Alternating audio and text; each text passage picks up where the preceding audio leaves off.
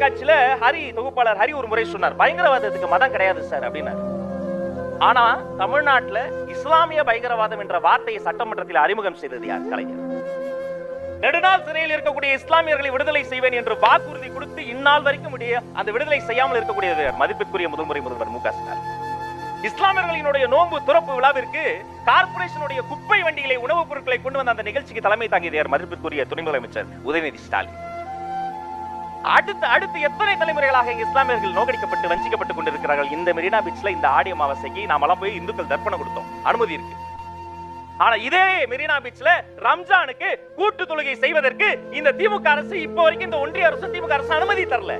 இதனால் தான் சொல்கிறோம், இது மக்கள் விரோத அரசு. ஏங்க சாக்கடையில இறங்கி போராடினாங்க, ரிப்பன் மாளிகை வாசல்ல இறங்கி போராடினாங்க, மெரினா கடல்ல இறங்கி என்னுடைய தூய்மை தேவதைகள் போராடி கொண்டிருக்கிறாங்களே, மனசாட்சி இல்லையா?